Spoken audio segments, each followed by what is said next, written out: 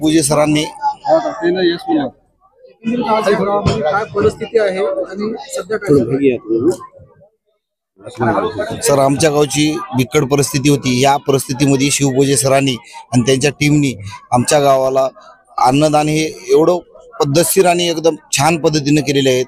आतापर्यंत कुठल्याच यांनी सोयी सुविधा एवढी 5 दिवसापर्यंत कोणी दिली नाही। एक कंटिन्यू आज 5वा दिवस आहे त्यांचा। आज बैल पोळा असल्यामुळे त्यांनी आज पोळ्याचं पण पोळीचं पण पुरणपोळीचं जेवणाचं पण सोय केलेली आहे। तरी त्यांचे खूप खूप आभार मानताय आम्ही। शासनाची काय मदत शासनाची कुठलीच काही मदत नाही आम्हाला। असेच ट्रस्टवाले म्हणा किंवा प्रायव्हेट कोणी पाहुणे म्हणा हे लोक मदत केलेत आम्हाला आणि दुसरं कोणीही मदत केलं नाही आम्हाला।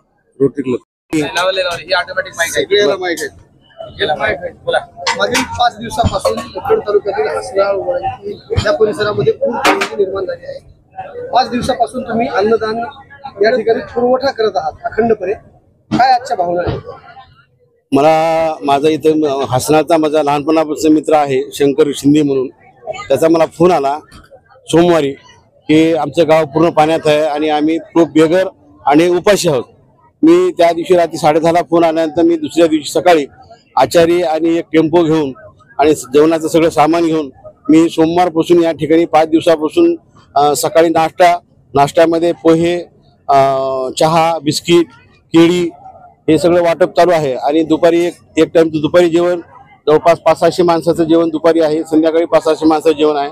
असं निरंतर 5 दिवसापासून चालू आहे आणि याच्यामध्ये खूप जणांचा हात आहे। मी फक्त करत आहे आणि ही सेवा देण्यासाठी मी आज 5 दिवसापासून येत आहे। ते फक्त या लोकांच्या भावना पाहून किंवा या लोकांची परिस्थिती पाहून मी आज कंटिन्यू 5 दिवसापासून इथं जेवणासाठी सगळ्यांना माझ्या परीने जेवढं होईल तेवढं शक्य मी प्रयत्न करत आहे।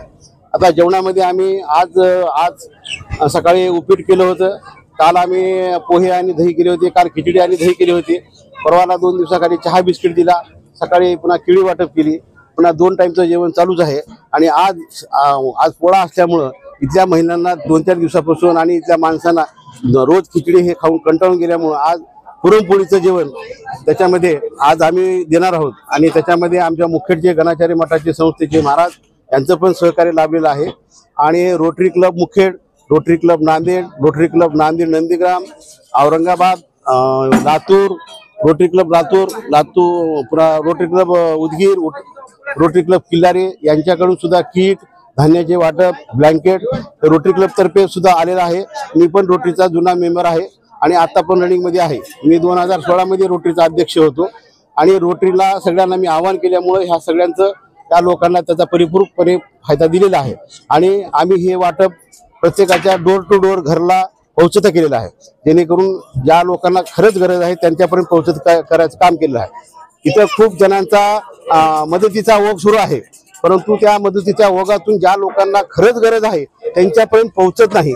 त्यासाठी मी इथल्या लोकांना प्रॉपरच्या पोलीस पाटील असो, आनंद पाटील असो, माझे मित्र शिंदे असो, या सगळ्यांना मी विनंती केली की बाबा तुम्ही प्रत्येक घरला ज्या माणसाचं सामान आलेलं आहे त्या घरला पोहोचत करा। त्याच्यामध्ये बाहेरगावचे बी काही लोक येऊन ते सामान घेऊन जात आहेत।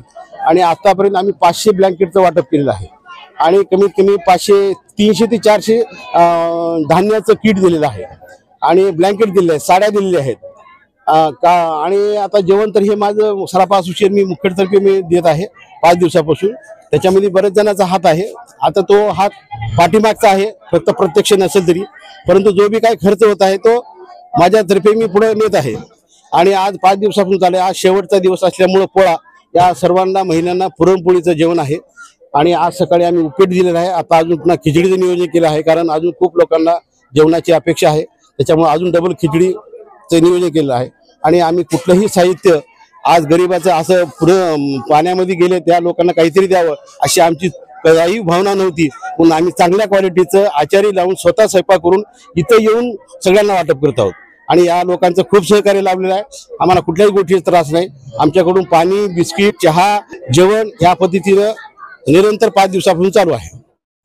माननीय बसवराजजी शिवपूज्य सरांनी या नैसर्गिक आपत्तीमध्ये जे असलेले प्रकल्पग्रस्त आहेत आणि नैसर्गिक आपत्ती या हसनाळवासीवर ओढवलेली आहे अचानक, आणि सर्व गाव पाण्यामध्ये बुडून गेल्यामुळे आणि त्याला खाण्यापाण्याची पंचायत होती, अंगाला पुरेसं वस्त्र नसल्यामुळे किंवा राहण्यासाठी शेत नसल्यामुळे किंवा जे काही जीवन उपयोगी वस्तू नसल्यामुळे त्यांचं हाल अपेष्टा होत होते आणि हे हाल अपेष्टा त्यांच्या लक्षात आलं आणि लक्षात आल्यानंतर प्रथम ते आणि शिवपूज्य सरांनी या ठिकाणी आणि जे आवश्यक आहे ज्याच्यामुळे माणूस जगतो असं म्हणजे अन्नछत्र या ठिकाणी 5 दिवसापासून या ठिकाणी चालवत आहेत आणि सकाळी उठल्यापासून आणि या ठिकाणी त्यांचं आणि तो मेनू आहे सकाळी उठल्यानंतर चहा नंतर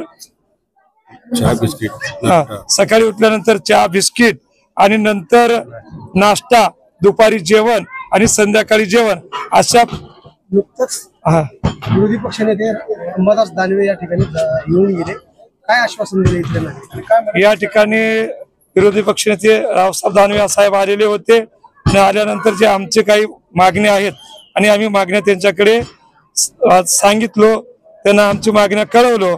त्यांनी सांगितलं तुमच्या मागण्यावर विचार होईल.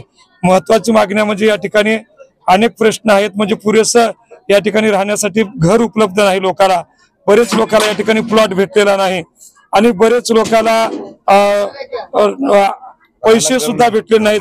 अनेक अडचणी आहेत आणि इथून गावातून उठण्यासाठी या ठिकाणी भत्ता सुद्धा या ठिकाणी देण्यात आलेला नाही. भत्ता न दिल्यामुळे आणि गोरगरीब लोक गावातून उठलेले नसल्यामुळे आणि या ठिकाणी इथं हाल अपेष्टा झालेल्या शासनाचं या ठिकाणी दुर्लक्ष आहे. विद्यमान आमदार तुषार राठोड यांनी भेट दिली का गावाला आणि काय मदतीचं त्यांनी सांगितलेलं आहे? या ठिकाणी मुखेड तालुक्याचे आमदार साहेब या ठिकाणी भेट दिलेले आहेत. भेट देऊन आणि भेट दिल्यानंतर इथली सगळी परिस्थितीची आणि पाहणी केलेली आहे. परिस्थिती पाहणी केल्यानंतर आणि मृत व्यक्तीला आणि या ठिकाणी निधी आणि जाहीर केलेला आहे आणि त्यांच्या वतीने जे होईल आणि ते देण्याचा त्या ठिकाणी ते प्रयत्न करत आहेत आणि साहेब या ठिकाणी येऊन आणि सगळी पाहणी वगैरे केली आहेत. या ठिकाणी शासनाचे या ठिकाणी बरेच अधिकारी मंडळी या ठिकाणी आलेले आहेत आणि या ठिकाणी टेंट वगैरे मारून या ठिकाणी सगळं या प्रकल्पग्रस्ताची सोय केलेली आहे. ना पाण्याची सोय नाही, ना लाईटची सोय नाही, कसलीच सोय नाही, अजूनही आहे. आज काय ते बाबा हे झालं घडलं आणि तिथं गेल्या आज आपल्या तिथं ना तिथं सोय नाहीये, पाण्याची नाहीये, लाईटची नाहीये, कुठली टँकरनं पाणी दिलं जातं या विचारानं आम्ही तर थांबल्या होत्या. पण हे सर्व आणि प्रश्न हा नाहीये की त्यांनी आपल्याकडे व्हिडिओ अवेलेबल आहे त्याच्यामध्ये क्लिअर कट सांगण्यात आलंय की 30% पाणी येईल. 30% म्हणजे आमची ही खून इथे खून केलेली आहे, मॅक्झिमम इथपर्यंत येईल. आम्ही पूर्णपणे विश्वास ठेवून या सगळ्या गोष्टी केल्या आणि पुनर्वास आज सुद्धा बऱ्याच जणांचे पैसे शेतीचे म्हणा किंवा याचे त्याचे पडले गेलेले नाहीत. त्याच्यामुळे हा सगळा विषय झाला आणि आम्हाला कोणत्या प्रकारची माहिती देण्यात आली, कुठलेच पैसे नाहीत.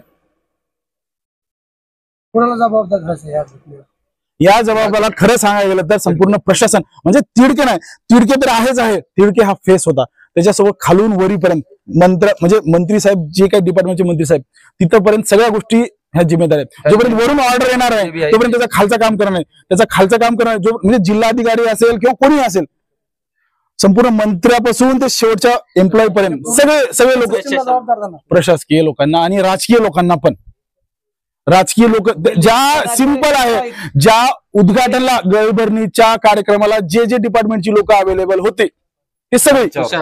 आज 5वा दिवस आहे, महाराष्ट्र शासनाकडून काय मदत मिळाली इथल्या पूरग्रस्त?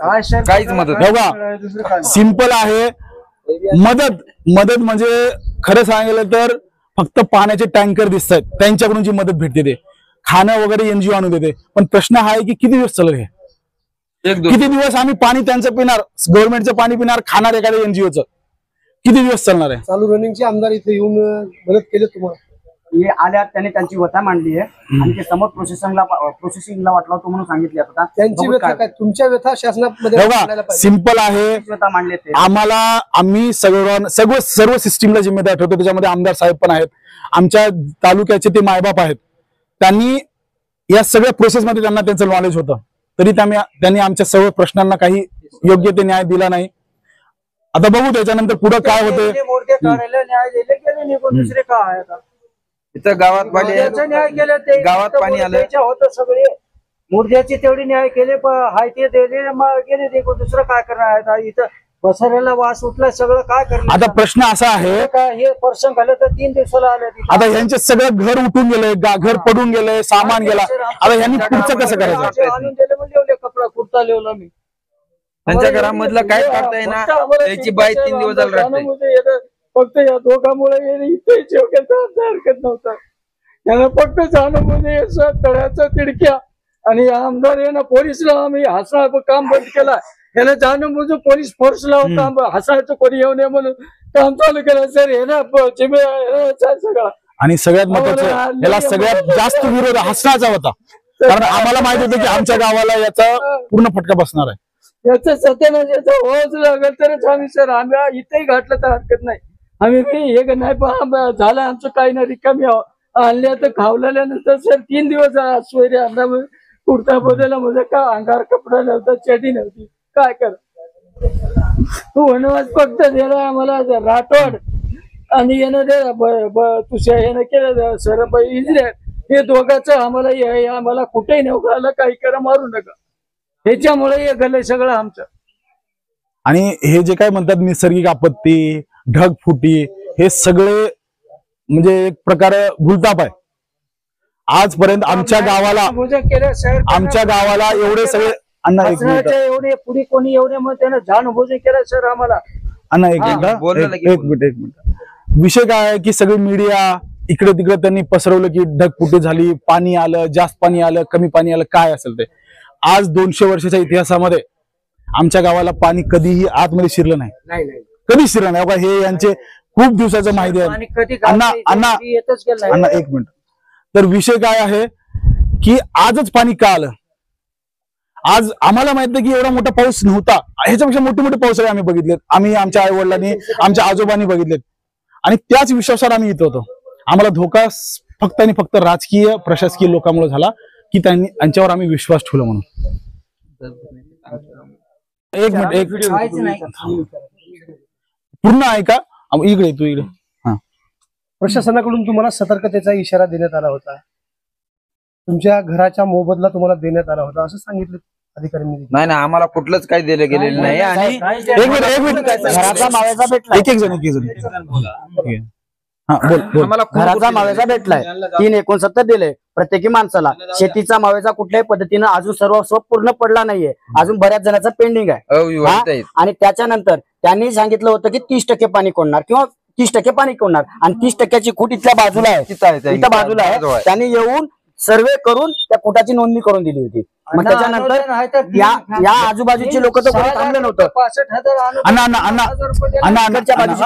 थांबलं नव्हतं, थांबली होती तर वरची लोक का थांबली होती तर आम्हाला घर पसारा पैसा भेटला नव्हता. त्याच्यानंतर आम्हाला जे काही आमच्या अडचणी होत्या शेतीचे ह्याचे त्याचे कागदपत्राची पडताळणी कमी आहे, हे कमी आहे, ते कमी